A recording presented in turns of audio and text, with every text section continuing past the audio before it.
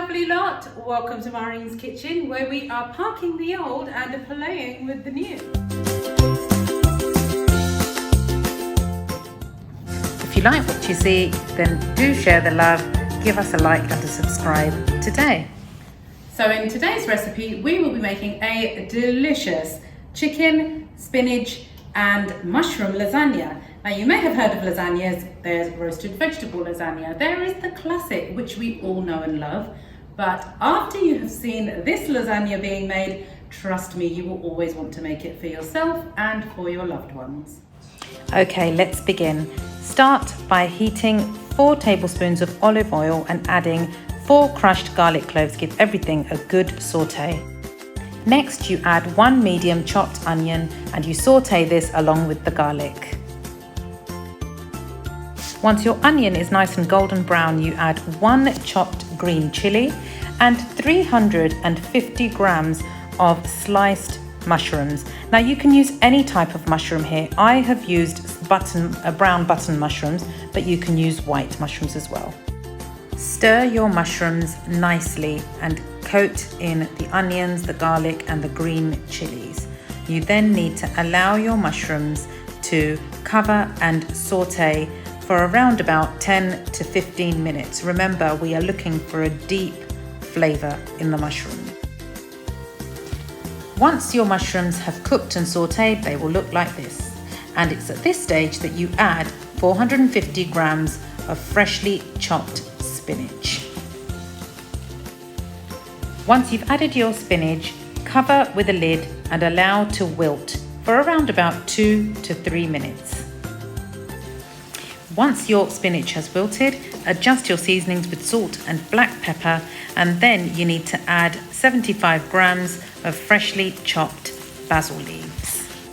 Next, you need to add your chicken. Now, I have used around about 450 to 500 grams of rotisserie chicken, but you could by all means use boiled and shredded chicken.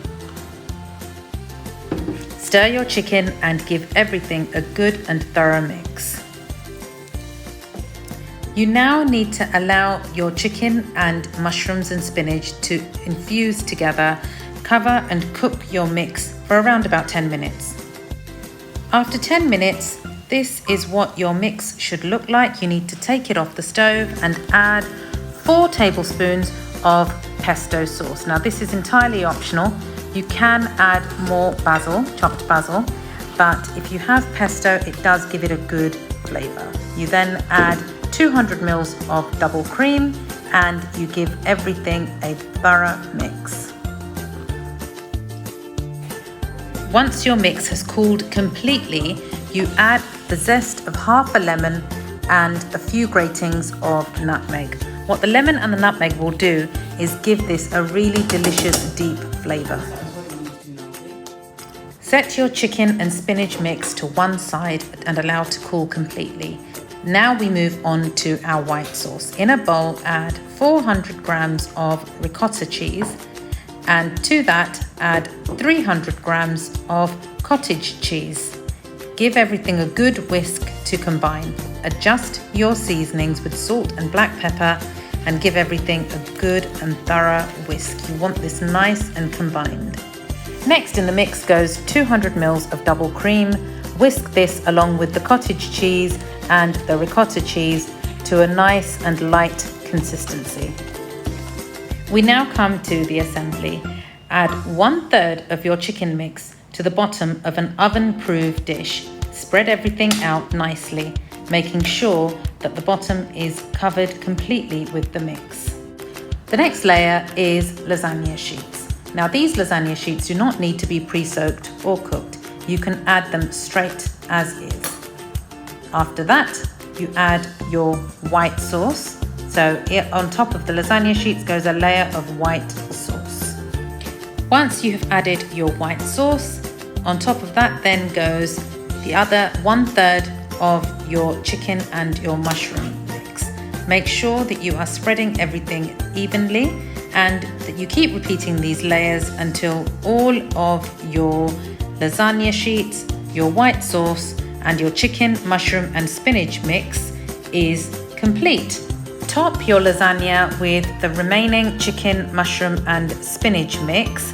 Next goes the sprinkling of your cheeses. Sprinkle the top of your lasagna with your cheese. I over here have used a 3-blend cheese of mature cheddar and a milder, creamier cheddar, but you can by all means use a mild cheddar. Next, we are adding our sliced tomatoes across the top of our lasagna. Again, this is entirely optional, but the tomatoes do lend a wonderful flavour to the final baked lasagna. Next, we're going to stick some toothpicks into our lasagna. Don't worry, these will be taken out at the end, but the purpose of using toothpicks is so that the foil, when we are covering our lasagna and baking it in the oven, does not stick to the cheese. We are now going to be covering our lasagna with tin foil and baking this in a preheated oven at 180 degrees Celsius for around about 40 minutes. After 40 minutes, your lasagna should look like this. You need to remove the tin foil and you need to remove all of your toothpicks. This now goes back in the oven and grills for a further 10 minutes until crispy, golden and brown.